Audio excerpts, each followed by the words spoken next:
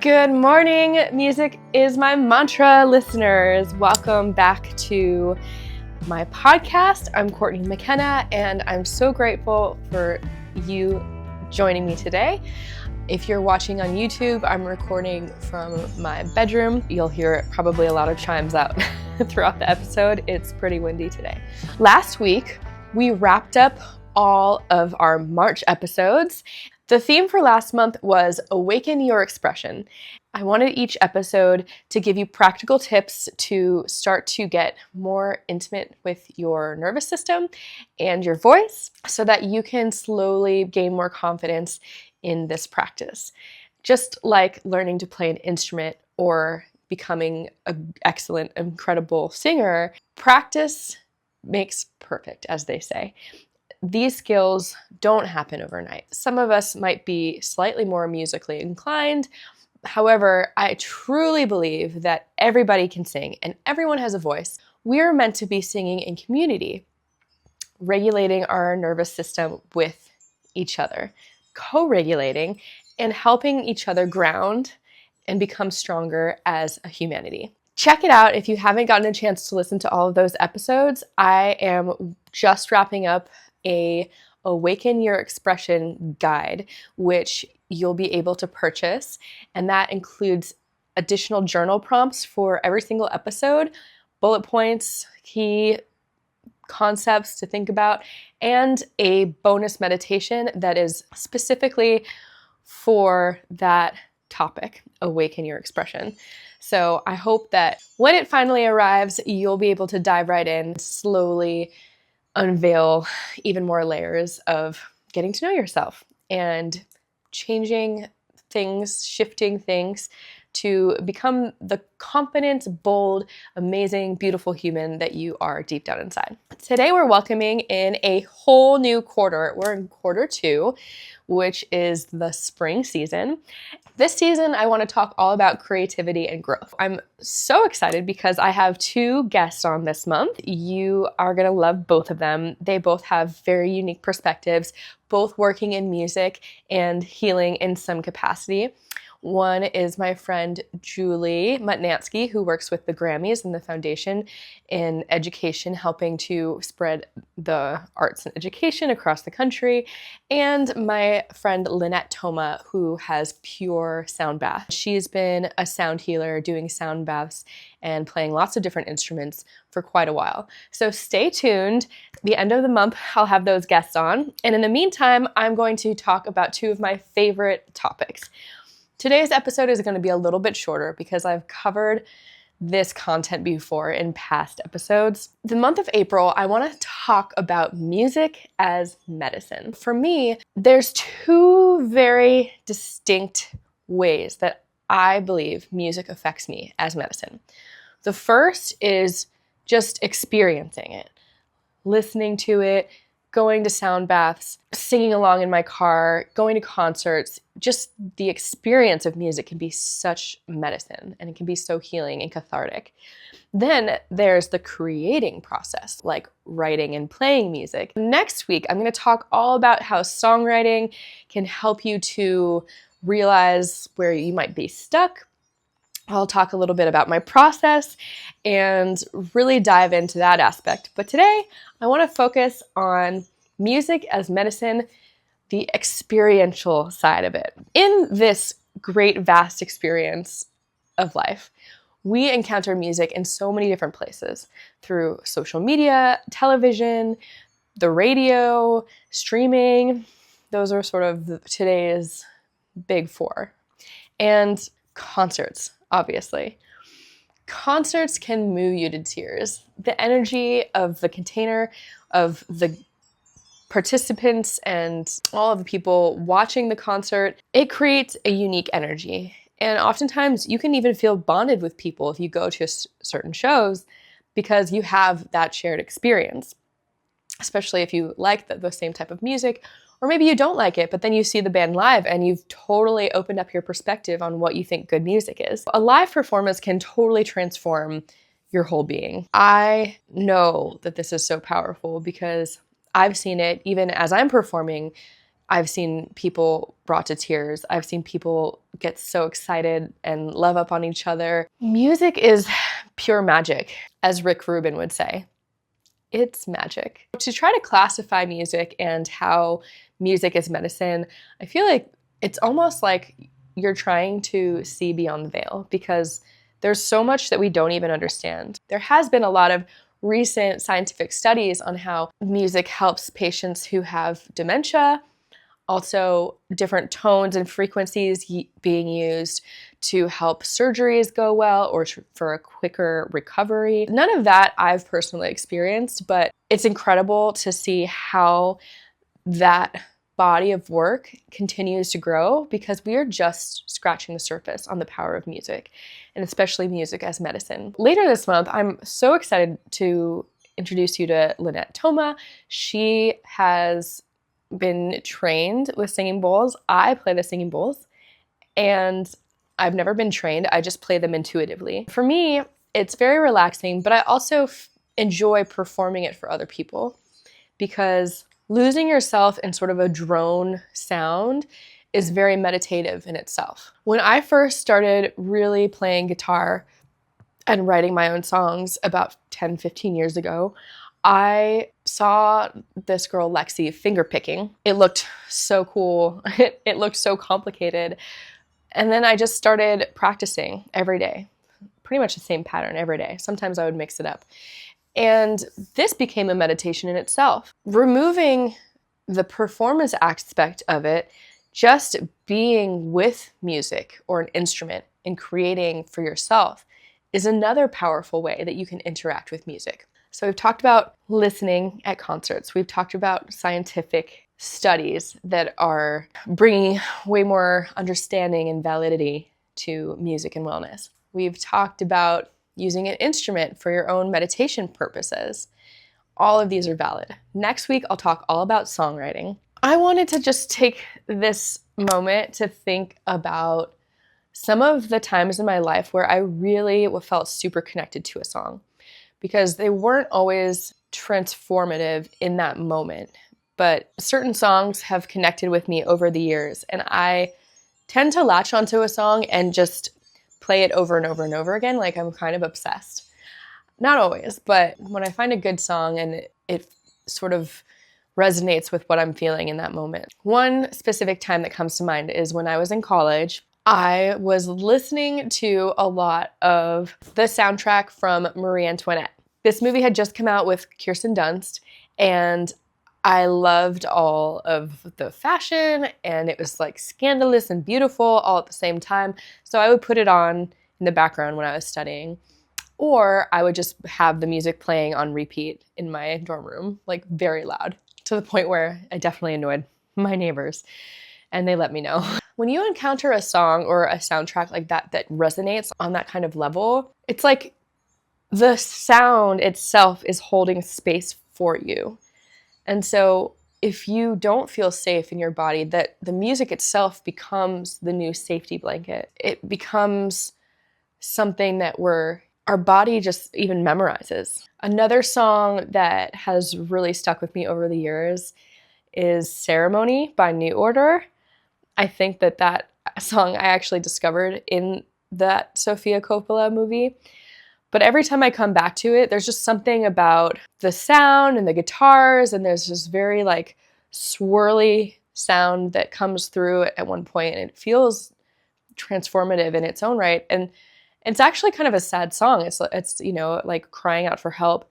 And if you look at the lyrics, there's different interpretations, like most songs. It wasn't, a cut dry country song where the storytelling is very easy to follow. It's more of that like new age rock where things are metaphors and cryptic.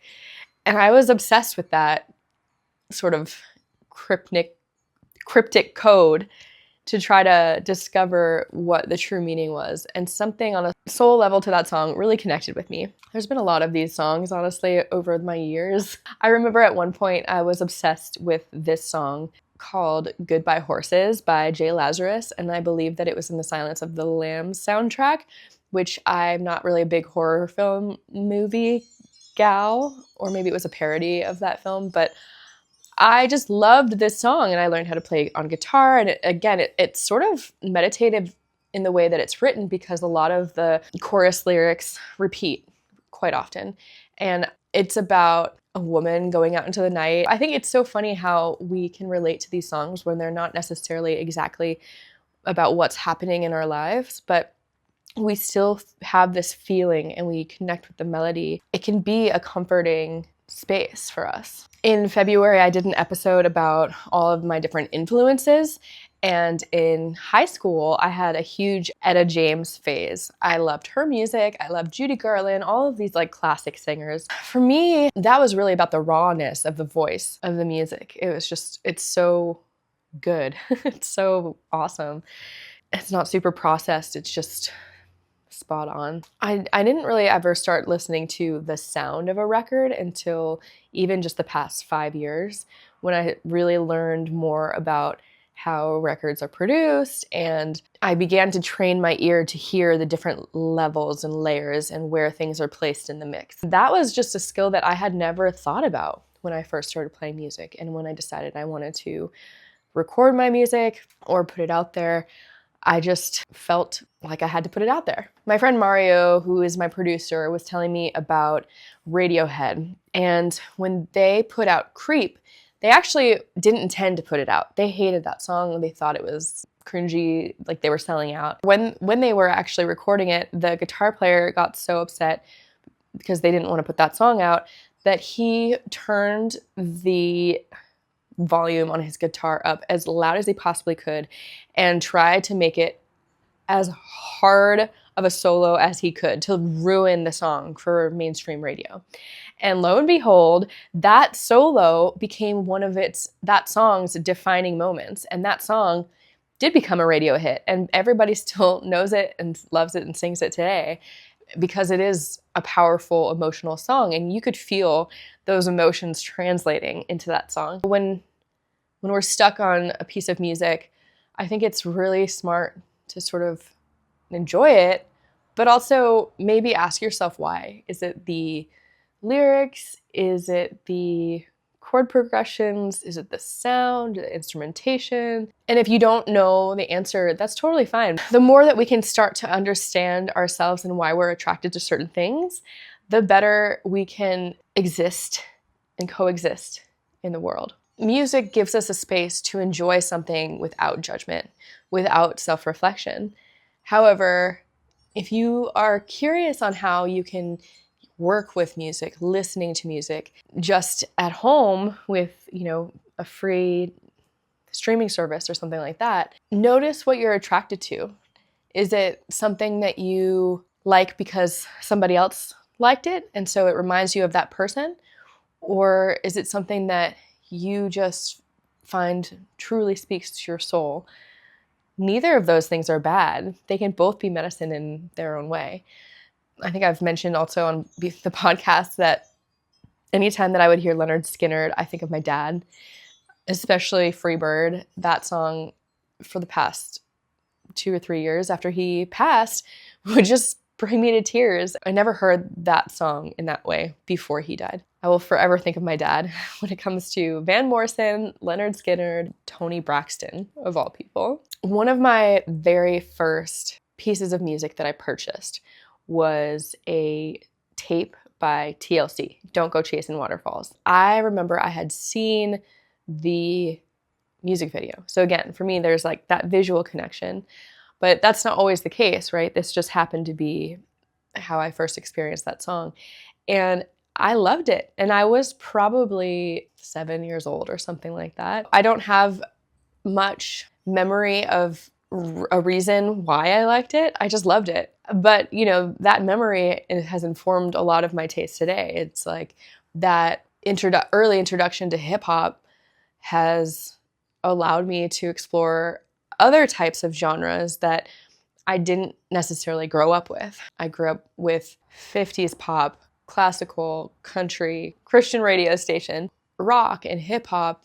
Those were new spaces to my ears. There is this interesting thing also with music that's happening right now and has been happening for the past 10 or 20 years, just like in fashion, is that everything is sort of becoming a mashup. You see this even with genres like in the Grammys. The lines are becoming more blurred. A few years ago, one of my favorite bands, Larkin Poe, won Best Blues Album, and they had like trap beats in their songs. That comes from hip hop as well. This evolution of the lines being blurred, I think it's mirroring our own culture because we've become more globalized. We can talk to anybody around the world. We can be friends with anybody now with Instagram or social media channels. But when it comes to music as medicine, this episode is just really meant to spark some ideas for you.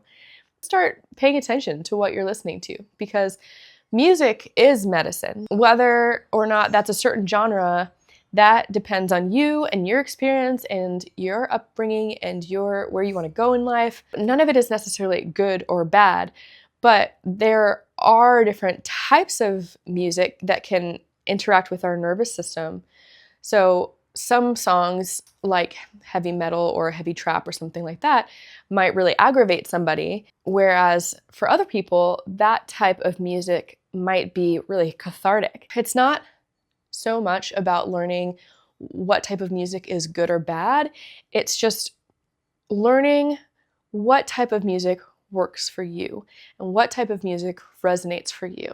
Years ago, I read this book, Your Song Changed My Life. It's like memoirs from different people. So people like James Blake, Jenny Lewis, Dave Grohl, Cat Stevens, Cat Power, Jackson Browne, Philip Glass, Jimmy Page, Led Zeppelin. And so these artists go through this book and talk about songs that changed their life. Of course, every artist has different stories. If I had to choose one song that has changed my life, this for me is such a hard question. Some of these artists write about multiple songs and influences that they have encountered, and I feel like my answer would be more like that because my mind goes back to my most informative memories in growing up and the songs that I used to love and sing then. Even more recently, I feel like there's just been so many songs that I think are just stunningly beautiful, like from the artist Rye or the artist Ways Blood. She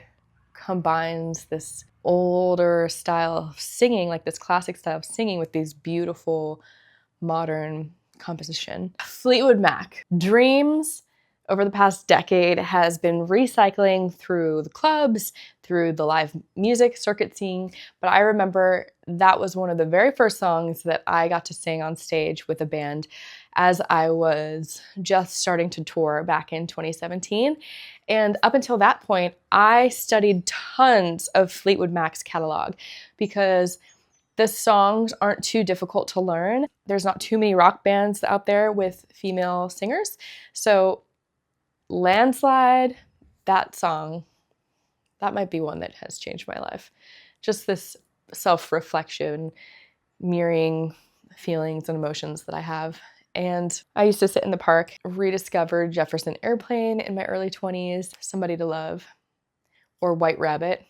Both of those songs changed my life. I love that song. That song was super empowering for me, and it definitely changed my life because when I actually learned to practice it, I realized I could sing what Grace Slick is singing, and I felt like I was stepping into this whole persona, this strong performer. There were a few different times where that song came up and I had the opportunity to sing it, and every time I did, I just felt surprised by myself. I love The Doors. I've performed some of those songs before. Break On Through to the Other Side. I liked his music because, again, there's like lots of metaphor and puzzle pieces to figure out. It's kind of cryptic. I think that kind of music is something we don't hear too often anymore because we want quick wins and quick fixes, and we don't necessarily want to just sit and contemplate something. Those are some of the top songs that changed my life. I also remember after I graduated from college, I was on an airplane to Italy where I went and lived for 6 months. In my headphones, I was listening to The Temper Trap, a song called Sweet Disposition. Sweet Disposition. That song has stayed with me all these years. I remember listening to Death Cab for Cutie, the Postal Service. They've stayed with me, sort of this like indie soft rock. I don't think songs will ever stop changing my life. I shared a few of my answers tonight, but if you listen to the podcast, I'm sure that answer is going to change all the time, because every time that I feel lonely or that I need to feel inspired, whether it's to go on a long drive or to run at the beach path, I put music on because it moves me and it inspires me. And I can't just say that there's one song that changed my life. Stay tuned for next week as I dive deep into my songwriting process and also share some songwriting prompts for you if you want to use songwriting as a tool for personal development and creating more wellness in your life. I would love to hear from you. What was your very first song memory? Is there a song that really makes you cry? Is there a song that has transformed your life? Until then, thank you so much for joining me today. I hope you have a beautiful week. Until next time, stay healthy, wealthy, and wise. Bye.